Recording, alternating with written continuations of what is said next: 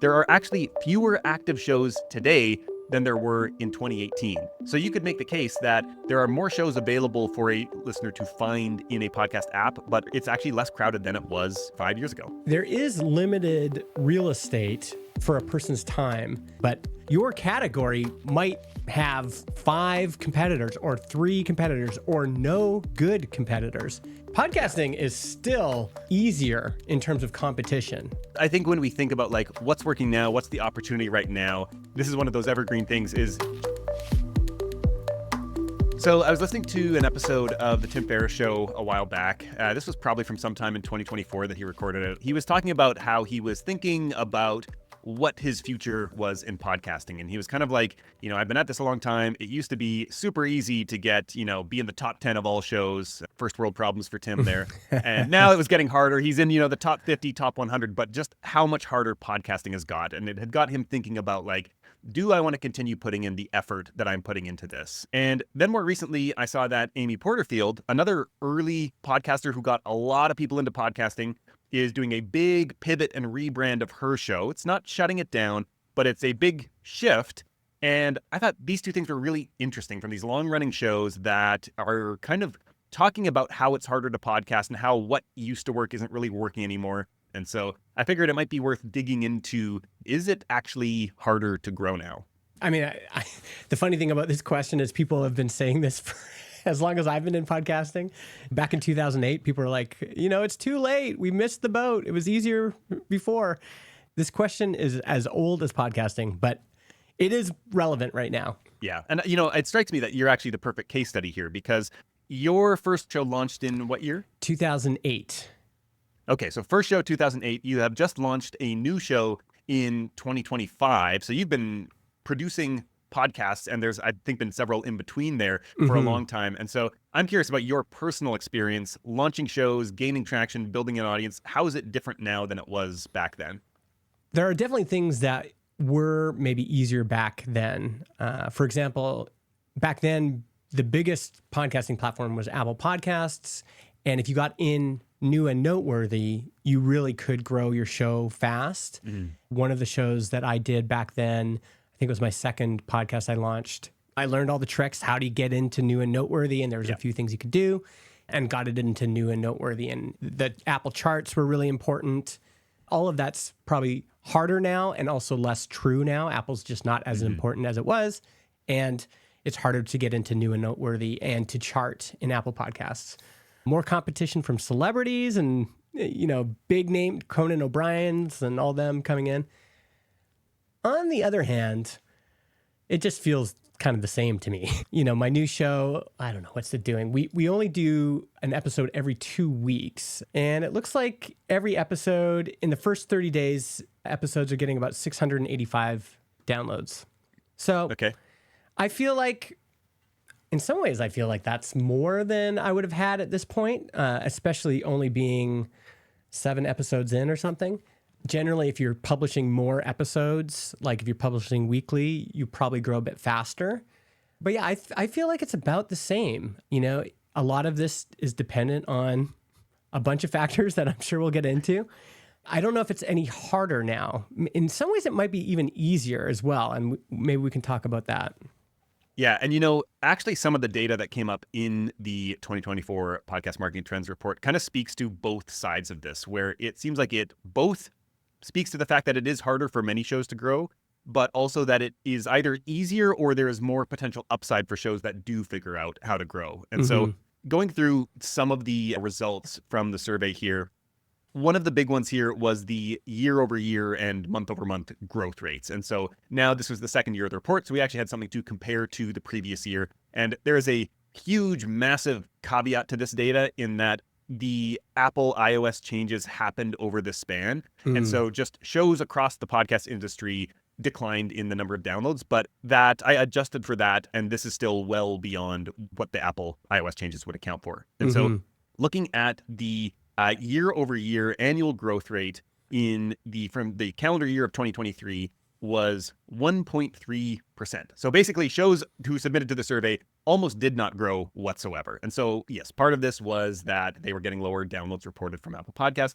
But in general, this was a 94% decrease in annual growth rate from the year before. So it seems to say like, oh, growth is getting way harder just from one year to the next. Like there's been a huge drop in the, growth of, a pretty significant sample size of podcasts. So, but then we actually have this other side that is based on the median annual growth rate. If you look at the average annual growth rate was actually 97.3%. And so the average show almost doubled in size over the year. And so if you start to think about how medians and averages work, it's like, oh, clearly there are some huge outlier shows that are just pulling up. If we go by average, they're pulling up the whole data set. And these shows grew a crazy amount. And so this is something where I think, it gets at where you're talking to here is like, perhaps for the typical average middle of the road show, it is much harder to grow now. But if you have a certain type of show and you know how to market it effectively and create a certain type of content, perhaps there is a way higher ceiling than there was previously. The other thing this is making me think of is the difference between an established show and a new show. And so the show that I just started, it's growing fast right now, like month over month. The growth rate is high because we're actively promoting it. We're actively accumulating new listeners because we're growing from zero. Whereas one of my older shows is very flat. And podcasts generally, almost any type of media, you will kind of gradually rise until you hit a plateau. And sometimes it's possible to break through those plateaus. But most shows, newsletters, websites, any kind of YouTube channel, whatever you create, most of them have kind of a natural plateau that you'll hit. And so we might be seeing some of that here as well. There might be an existing show that broke through a plateau and is bringing up the average, or there could have just been a number of new shows that just year over year have really increased their growth rate. So keeping all of that in mind, that's kind of the context for this. There's actually some other kind of contributing factors that could lead to a lower reported download number. And actually, so Alyssa Craig, who's the head of marketing at Headliner, which is one of these like short form audiogram video creator tools that a lot of people have used, she did a guest post for my newsletter a while back after the release of this report. And she contributed this really interesting thought that I was not thinking about before, which is, we've talked previously about how YouTube viewership of podcasts is going up.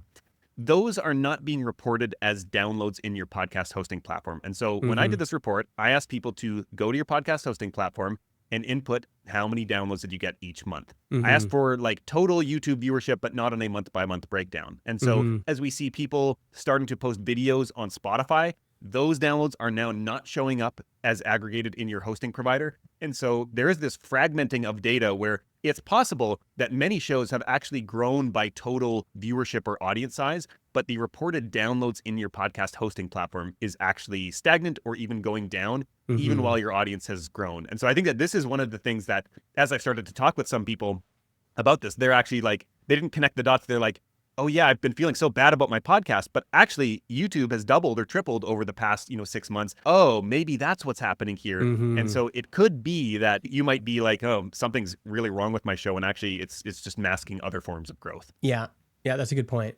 So let's maybe look at some of the reasons why it may or may not be harder to grow now. It seems like there are certainly opportunities, but there also might be some more headwinds that didn't exist previously. And the way I see it, there's kind of like two factors at play here for why it might be harder for some shows and some niches.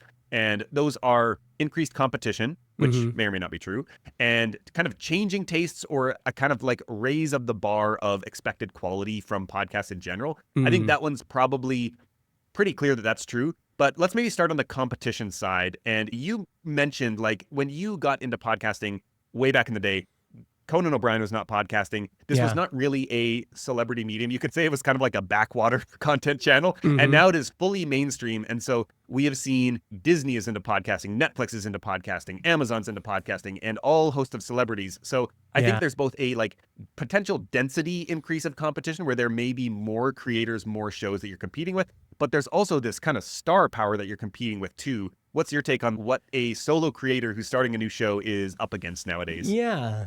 I mean, we've mentioned in the past that there is limited real estate for a person's time. And so when they open their podcast player, I did this morning, I have lots of options.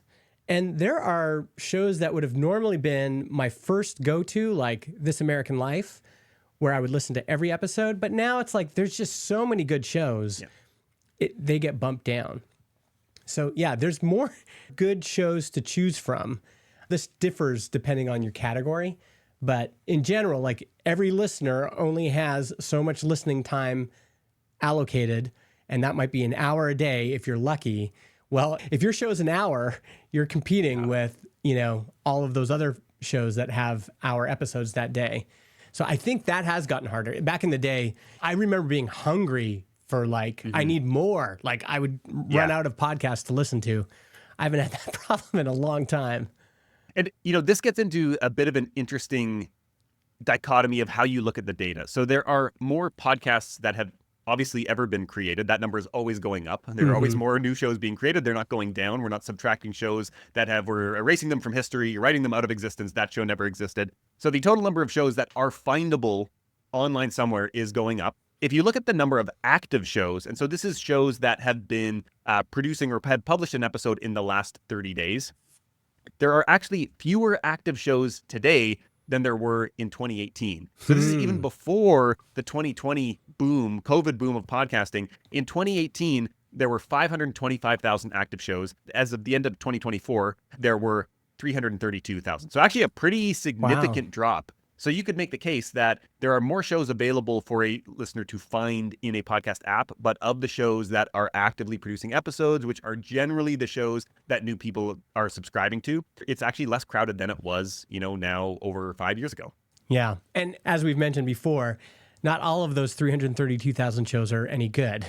If there was a magical filter we could apply on top of all of these things, which is which of these shows are good, which of these shows actually resonate with an audience, and then which of these shows actually are in your category, you can imagine that group gets even smaller. And for some folks listening, your category might have 5 competitors or 3 competitors or no good competitors. And so I think we can be encouraged in the sense that, and I think you've got some other stats here, compared to other mediums, podcasting is still comparatively easier in terms of competition. There's less competition, especially when you compare it to something like YouTube. Yeah, and this is something that, I see a lot with my clients. And so I'll often do in-depth audits for my clients, and I'll do some competitor research as well. And in most niches, there are a lot of shows on the same topic. And I'll go poke around. I won't listen to all the shows, but I'll poke around. And the vast majority of them, 98% of them, like in a niche that might have like 25 shows on a topic, there might be 2 that are like interesting, that stand out to me. And I'm like, ooh, those look like refreshing takes on this topic. And then the rest of them are entirely generic and have almost no shot at growth unless you already know the creator and you're following them and you're a fan of them. But that show is not going to attract new people just based on its own merit. And so this, to me, kind of like you said, I think this is actually really encouraging, where there may be a lot of shows in your niche, in your genre. Probably very few of them are actually good. And there's a distinction here between competition and noise. And like we all kind of are competing with noise, but there are shows that are high quality, they're active, that a listener is actively choosing between. And so they might choose between ours. They might look at 1 or 2 other shows that seem interesting to them, and maybe they listen to all of them and test them out. Maybe they just pick the one that seems like the safest bet. But then there's the competition of a whole bunch of low quality shows that we all need to kind of raise our shows above that kind of base level. And so I think that is certainly higher. And across all content, not just podcasting, like that is only going up. And so I think that, to me, it is a little bit disheartening maybe as a creator to see that how fast AI can both just churn out on its own junk, and also how fast people using AI can turn out junk. Just like maybe they record the podcast, but it's an AI written script and it just sucks. And it's like, that makes it harder for the rest of us. But I do think that for people who put in the time and care and craft to make a better than average podcast, there is a huge amount of blue ocean still available. The other thing that people don't think about is there are people that are not active podcast listeners, but would be brought in to the category if they could find the content that they want, right?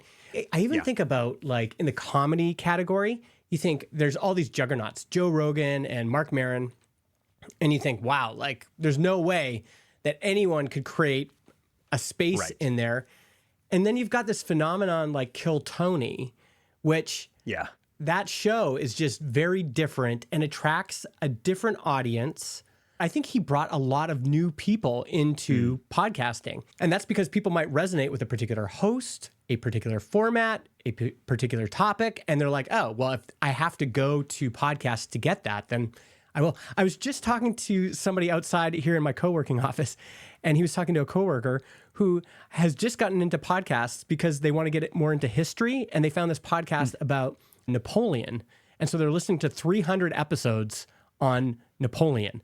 Now, that is a perfect example of non-podcast listener not showing up in any of our stats. They come in, and now that show has grown because somebody was seeking that content, that format, whatever. They have a job to be done, and it's being done. So, yeah, I get encouraged by stuff like that because there's a lot of people not listening to podcasts right now or not listening regularly. The last thing I'll say on the competition front is there's this concept called the law of shitty click-throughs. And this was coined by a guy named Andrew Chen, who I think he was at Uber, was one of their marketing guys or head of growth. And the idea is basically that in marketing is obviously his domain here. There is some tactic that will work. And a few people will know about it at the start. And so at the start of the internet, it was like banner ads were like super cheap and you could get a ton of traffic back to your website. And then word gets out. And all of a sudden, everybody's doing banner ads. And so the cost per click goes up, the cost per conversion goes up, and eventually it becomes not worth doing anymore. Yeah. The same has happened for Facebook in various ways, whether it's groups or pages or ads. And the same happens to podcasting as well. And so I think about a lot of the people that my agency worked with, they were business owners. And a lot of them signed up to work with me back in like 2017, 18, 19, because they had their own coaches or mentors or friends who had started podcasts in 2013, 14, 15, had immediately built up big audiences and were like, hey, here's a tactic that works to grow my audience. I'm going to launch a podcast.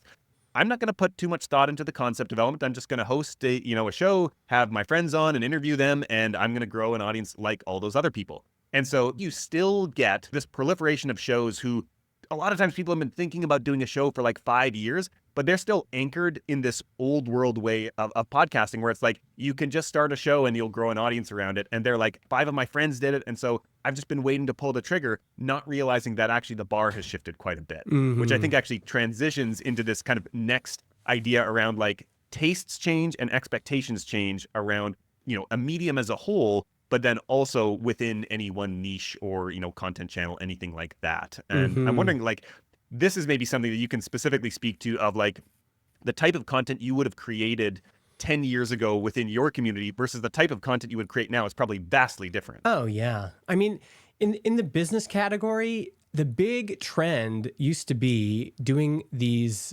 daily interview shows. That was like a way of getting traction because you could, if you did them every day, you got way more downloads.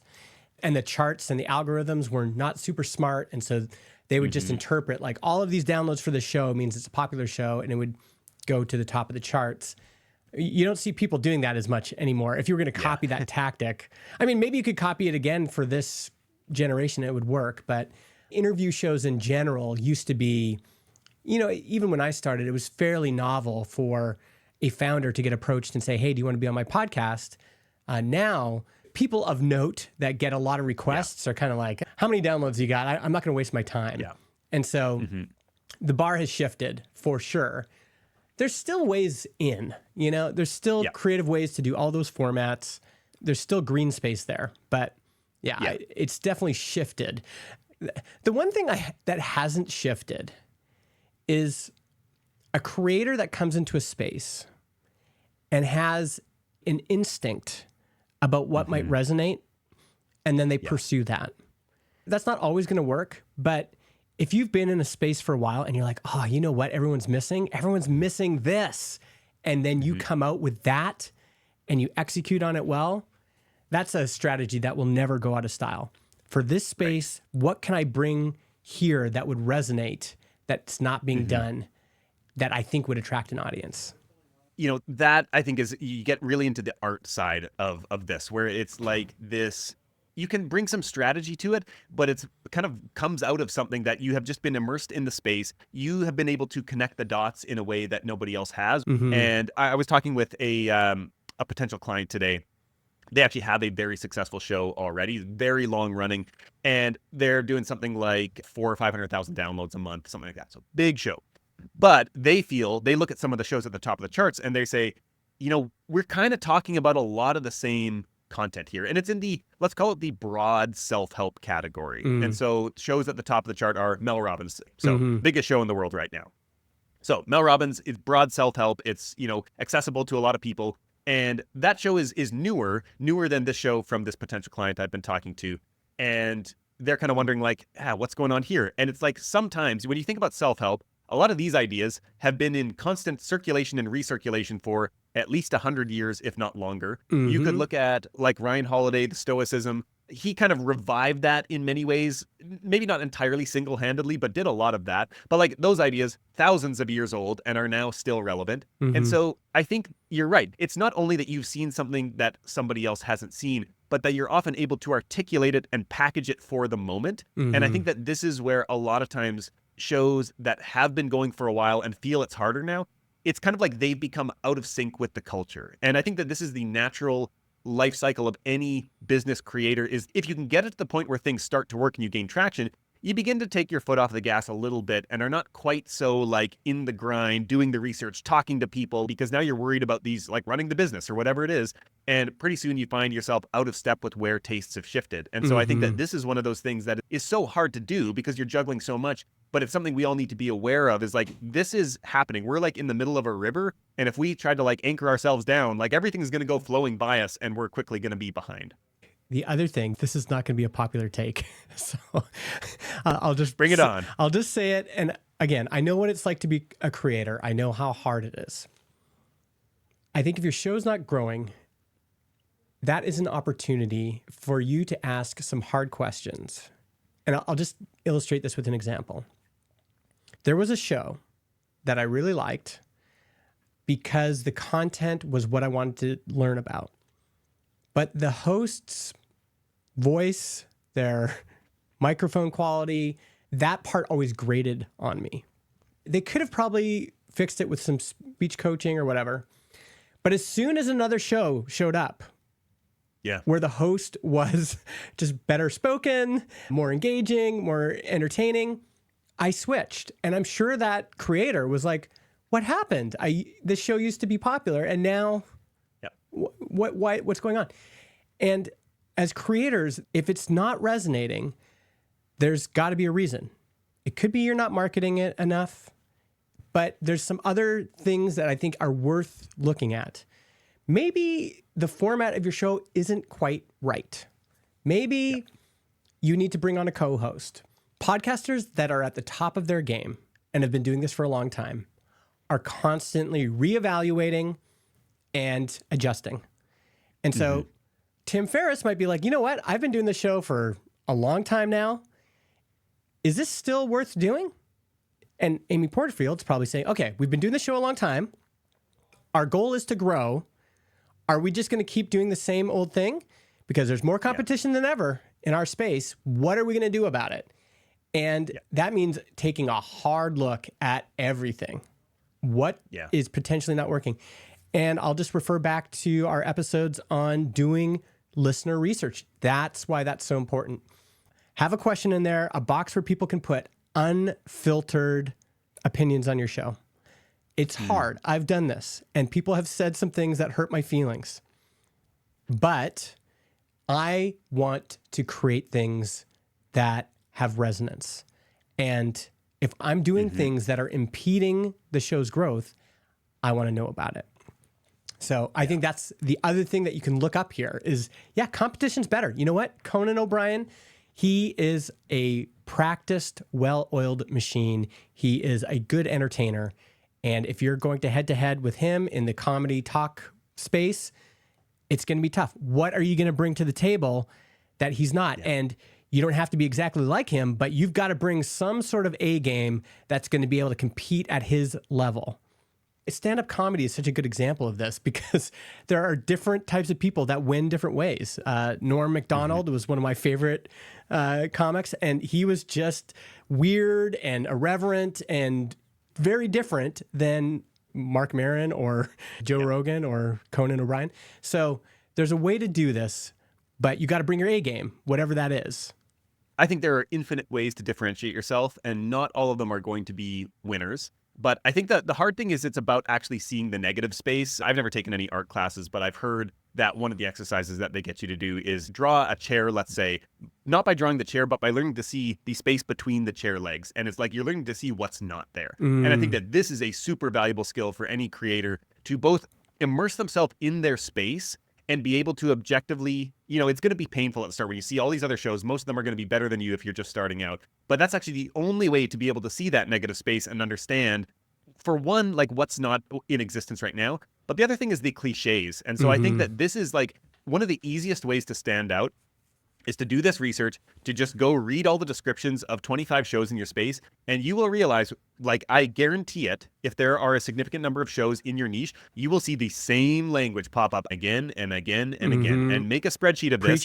Preach it. And probably there is a good chance that if you have not done this research before, you're going to have a lot of that same language as well. Yeah. And this is the only way to find it and then eliminate it and then actually maybe counter position against it. And so I think that doing that kind of research, and like one of the things that, as we're talking about more competition and more like low quality competition, high quality competition, a lot of it is just like something is popular again. And so people adopt it and it quickly becomes kind of like just ubiquitous, and then a bit of cliche, and then it eventually becomes cringe. It like moves down this life cycle. And it's like, you don't want to find yourself moving down that line. You got to kind of be like updating your messaging. Like there is no winning messaging or positioning for a show. Yeah. It's a constant kind of like, hey, we're trying to keep pace with how everything is moving around us, how our audience is moving, how the world is moving. You think about like presidential elections can change everything overnight. And now all of a sudden the whole mood of society has shifted. And now it's like, hey, if I'm creating within this frame that is society, I need to adjust what I'm doing to fit the moment. We want to think that there's just like a right answer. I like found the right show. I found the right way to talk about it. I found the right way to market it.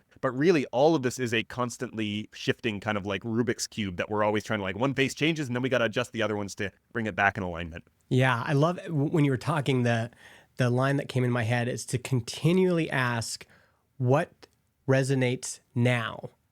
Like in this moment, what resonates, and to open your eyes again, maybe for the first time in a while, to look at what's going on.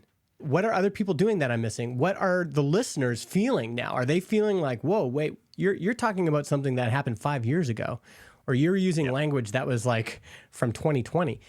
How can we update what we're doing? What resonates now? So we talked a lot about here some of the potential reasons that it might be harder to grow now, perhaps more competition. I think certainly higher expectations of what people expect from a podcast. And I think to your point there about, listening to that show that like you would have listened to it in the past. It didn't quite do it for you with the kind of grading vocals, whatever, but then something better comes along and it's like, yeah, I'm going to choose that one. It's easier to get professional equipment. It's easier to use Descript to do studio sound, to remove kind of any, problems with your vocals. And so the general quality for podcasts is undoubtedly higher, and we all need to now conform to that. That said, we kind of talked about at the start here that there are opportunities and that some shows are growing way faster than they previously had. And so we talked about here the idea of like finding the thing that resonates now with your audience. What else would you add when it comes to opportunities in and around podcasting and maybe content in general? So maybe one thing I'll say to just frame this is I think about a podcast like Acquired. And if you look at their growth trajectory, it goes like it's very, very flat. And then all of a sudden it starts to curve up. And they started that show in 2015. So they've just celebrated their 10-year anniversary. And they said for the first 2 years, it was just getting a couple hundred downloads per episode. Like small. But they enjoyed doing it. They kept trying to get better at it. They were getting good feedback. The way they talk about it is that they just wanted their audience to grow every year. And every year they did it. They started with getting 100 downloads per episode. Then by the next year, they were getting 200 downloads per episode. And then the next year, they were getting 400. And over time, that compounding eventually turned into crazy growth. And now they get millions of downloads. In 2024, they hit 500,000 listeners. So this is a long game. And when we're thinking about growth, one secret is just keep doing it longer than your competition, keep improving So compounding happens in different ways. Compound the quality of the show, the resonance of the show.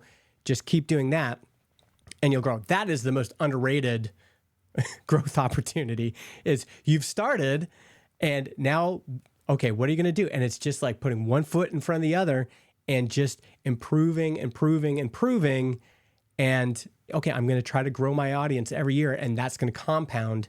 I think when we think about like what's working now, what's the opportunity right now, this is one of those evergreen things is just continuing to do it is the thing that will always work. And we have to put a distinction there. Like some shows will never gain traction. Yeah. Just doing the same thing that has shown no signs of promise, that is probably not going to work. But continuing to iterate and move closer towards your goal and testing out different things, that is a surefire way to almost inevitably lead to success. And, there is a trade-off here where it's like maybe the thing that you start to find traction on is not the thing you want to create. And so, there are always going to be some trade-offs potentially when you're dealing with this kind of creative work. Nobody is guaranteed an audience. And so we have to find the intersection between the things we want to create and the things that people want to consume. But one of the things, talking about what's resonating now, and also you brought up this point of like, if you have a show that isn't working, what do you do then? I always think about this, especially if you have low downloads, you have very low risk to do big, bold experiments. And there's one of the most famous copywriters of all time, Eugene Schwartz. He would get hired by companies to come in and they had an ad running, let's say in the newspaper, and it was converting at, 1% or something like that. And so he would be brought in to increase the conversion rate by like 10% or 20%, which would be great. A big company gets him to come in and increase his profits by 10%. Perfect. But he was known for actually like tripling or quadrupling or quintupling the conversion rates. And basically his secret was to test big differences is what he called it. And so it's not just iterating on a word here or there in the copy. It's not just tweaking the headline. It's saying, let's just scrap this whole ad that we have and start with a totally different angle and test out this one. And I think that this is something that more podcasters, if you have been doing your show for a year or two and are just feeling like, man, I have got this out there. I've got this in front of people. I'm proud of the quality of the show and it's just not taking. It could be that this angle to the show does not have the legs that you're looking for. And maybe there is another version of the show, same topic, aimed at the same audience that you're trying to reach right now, but a totally different format, totally different concept that could work. And so this is something that I think there's a huge opportunity when the stakes are low, when you got like 100 listeners an episode, and it's like, okay, I want more than this, and I don't want to just like get to 150. I want to get to 5,000 downloads an episode. And this show format has not proved to me so far that it's capable of getting me there. Yeah, I was just talking to somebody in Slack about this. His name is Brett, and his existing show is flat. And he's like, what am I going to do about it? And his thought was, wait a second, we've got a bunch of episodes where we talk about AI, but the main focus of the show is not about AI. But what if we repurposed this content for a separate feed? Let's do a big swing on another show type, but we already have the content. We're going to just re-edit those episodes, put them here, and see if this packaging, which is totally different than this other show, gets more traction. And I think it's great. You've already got this existing thing. It's like, let's try a big swing over here. Let's just try it, see what happens. And my thought, because there's some other keywords in this title that I think might even get search traffic. And so it's like, I'd be interested in just switching the title, the keywords, the focus, if that ends up getting more traction. It's a great experiment to try because he's got a baseline. How fast did this show grow? And then this one over here. And I think that you don't need to make the full rebrand before you start testing some of these things. And so with the show concept, if you're looking at experimenting with like, what if we took a totally different approach, a different lens into this topic, you can just write down your show concept. You say, okay, my show name is a show about my topic where in every episode we do XYZ. And that XYZ should be something interesting and distinctive and refreshing. And you can just take that sentence and you can start telling that to people. And you can say, hey, it comes up in conversation. They ask, oh, you have a podcast? You start telling them that.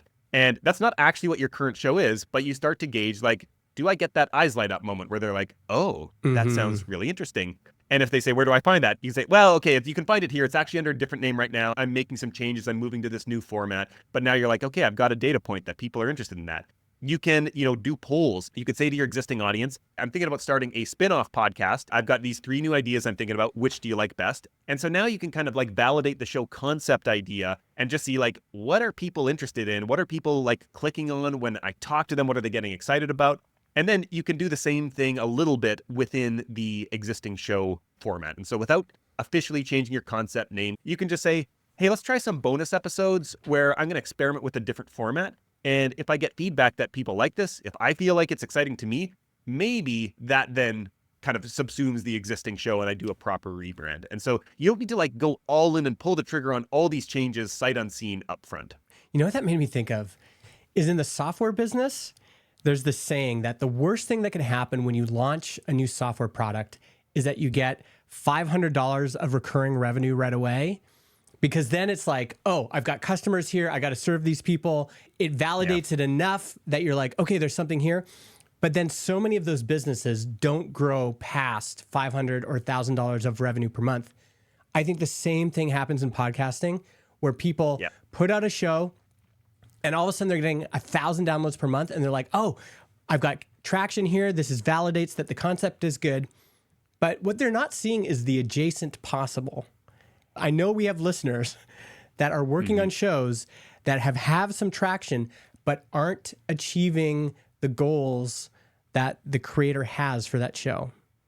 Yep. And the best thing that they could do is do what you just said. Maybe try a little spin-off idea. Just pitch a different idea. It could still even be in the same topic or category, but you give it new packaging, you give it a new structure, you just try something that's a bigger swing, a different direction, and see what happens. And you might be surprised. And you might just be maintaining this old show just because it just got the bare minimum of traction. It's like, and you think, I'll never get more than this. Like, I got to hold on to this. I got to try to grow this. Whereas in business and in podcasting and in anything, I think the truth is sometimes you just need to switch it up. You're maintaining something that's actually holding you down. This reminds me of an anecdote that I've heard about James Clear when he was reformatting and rebranding his newsletter. So now he's got the 321 newsletter. It's been a widely copied format. There's a lot that really works about it. He's got, I think, like 2 million, 3 million, 4 million subscribers, something like that. Obviously, his book has played a big role in the newsletter's success. But he used to have a different newsletter format where he published long-form essays every week. And he basically put this thought experiment to himself. I believe it was in response to writing the book and realizing that he couldn't spend so much time on the newsletter. And so he asked himself, do I believe that there are infinite possible newsletter variations? There's like all these combinations of what could go into a newsletter. It's like, well, yes, obviously there are many ways that a newsletter on this topic could exist. If I accept that, how likely do I think it is that I have both the most valuable, highest quality, and least effort combination of those? And it's like, of course not. If there are infinite possible newsletters, there's no way that I have found the perfect version of it. And so then once you accept that, then it starts to open your eyes to say, okay, now I know that there are shows that are both probably less effort for me to make, more fun for me to make, easier to grow, more valuable to the listeners. You know, that doesn't give you a roadmap to how to find them, but it at least opens your mind to saying like, I am not on the best possible version of this thing. There's an easier path. There's something that's better for everybody involved. And maybe I should open my mind to starting to look for potential ideas to chase down or tweaks to make to move towards that. Yeah, I love that. And it might take a while to test out an idea. That's the hard part about podcasting is, you know, any sort of A/B test is going to take longer because it just takes a while to see if a show is resonating. But I think that principle is exactly what people need to be thinking about. So this is kind of on the podcast specific front. I think the other thing that's interesting is talking to the audience of people who have a podcast for their business. And this is where it gets interesting that we talked a little bit about before, how podcasting still has a lot of space when you compare it to other platforms like YouTube, blogging, email. Like podcasting, if you look at some of the data, so we talked about how there were 332,000 active podcasts, and there's a total of maybe like 3 to 4 to 5 million shows available. But then if you look at YouTube channels, then there are 35 to 40 million active channels. And so that's like 10 times as many active channels as there are total podcasts in existence. So a lot more. Blogs, there are 70 to 80 million active blogs. And that is approximately from a total pool of 600 plus million total blogs. And so clearly, like, podcasting is not a crowded medium as far as other content creation platforms go. And so I think for people who are creating shows for their businesses, it's like you're looking at what are your other options. If you're creating long form content that is meant to nurture your audience, podcasting is still, I think, a pretty good place to be. And I think actually what's required is maybe shifting the mentality from this is an audience growth platform where people are going to discover me to one that is more, this is where I'm going to nurture my existing audience and build up that relationship and hopefully kind of accelerate their time to conversion here because they've spent so much time with me and my ideas and my content. And that's a bit of a reframe because I think, 10 years ago, people started because you could build up a big audience pretty quickly. I don't think that's the case anymore, but I don't think that that makes podcasting less valuable to your business. No. And I mean, here's the other number we don't know is that the conversion rate for listeners to customer might have gone way up in that time. Yeah. And so, maybe in the old days, it was easier to build a big audience. Suddenly I've got, 20,000 people listening to the show. But back then you were converting about, I don't know, let's say 1,000 of those to customers every year. Yep. And now you're still doing the show, but now your audience isn't as big. It's 5,000. So the audience has gone way down, but you're still converting 1,000 of those listeners to customers. So if your goal is, I need to get 1,000 customers every year, and the show is still accomplishing that, then you're doing great, right? Normally in marketing, you want more traffic at the top of the funnel, ends up giving you more sales. But I just want to point out that that's not necessarily true for every medium. And especially in podcasting, I just have this sense of because it's such a long-term relationship with the host, I could see it's maybe you're getting less people at the top of the funnel, but the absolute number of customers that are coming in is the same or growing. And if that's the case, then 2 thumbs up. It's accomplishing what you want it to. Yeah. And some of the numbers that I've seen, I've talked to so many people who are like coaches, consultants, service providers, where 80 to 90% of their clients listen to the podcast. They may not have discovered them through the podcast, but almost everybody who signs up to work with me listens to the podcast. Often they're also reading the newsletter, but they do listen to the podcast. They quote it back. And this is really a small sample size of data, but anecdotally, what I have seen pretty repeatedly is that podcast listeners for those types of businesses convert at 4 to 8%, which is way higher than the typical 1 to 2% in most online marketing platforms. That, again, if that's your goal, that's the question you should be asking is, okay, am I getting enough people converting to customers from this? How often do people mention it when they sign up? If a lot of people are mentioning it, then you're doing great. Keep going. Yeah. Don't forget that you might not need as many listeners as you think you do if your goal is to convert folks to customers.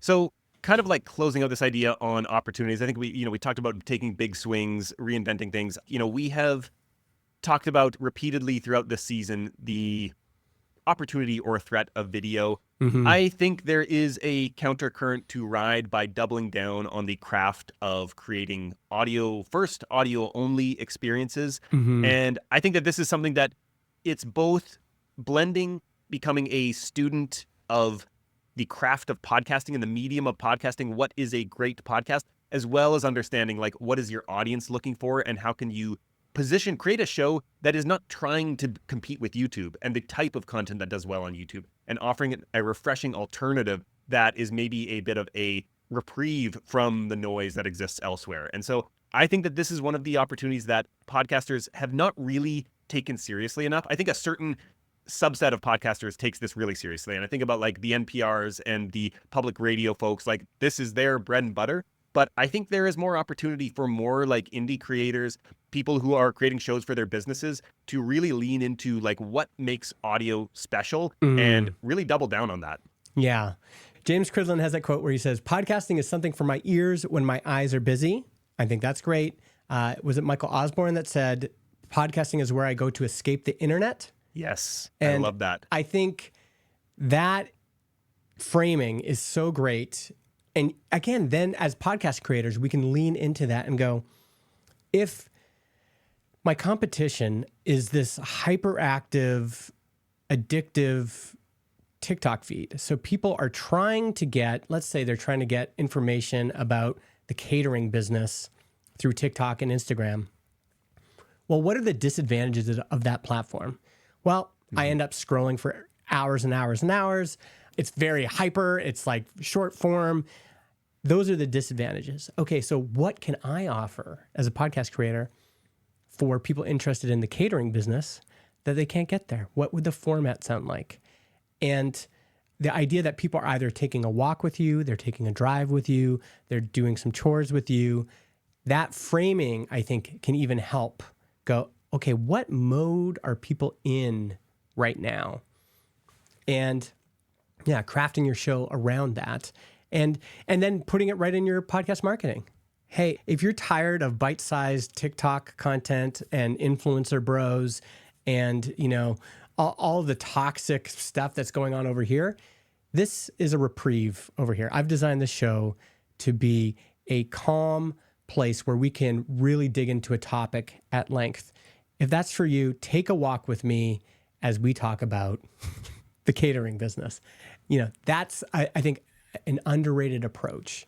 I think just to bring it back to that idea of, what will resonate now, what will cut through now, what will land with people now. The thing for me is like podcasting is many things. It's a medium that's made up of like, there's certainly the entertainment aspect, but I also think that maybe more than any short form channel or video channel, like podcasting is a medium that thrives on ideas and big ideas and discussing big ideas. And I think there is always room. People are always hungry for the next big idea. And so I think that that's something that always cuts through as well. And that can be something within your micro niche, or that can be something much bigger. But thinking about like, what is the big idea that this show is built on that nobody else is quite understanding, nobody else is quite articulating in the way that I feel it needs to, and then marrying that with some kind of show format or concept that is listenable, that is attractive, that gets people to notice it. And I suspect in the next few years, we're going to see lots more creativity, lots more originality, lots more iterating on what a podcast is and what creators are doing with the medium, and hopefully a lot more listeners along with it. Yeah. I hope folks had a few moments in here where they were inspired to think about something or go do something, because the answer to growth, like how do I grow the show, is creativity. It's like, how can I get creative in the space I'm in?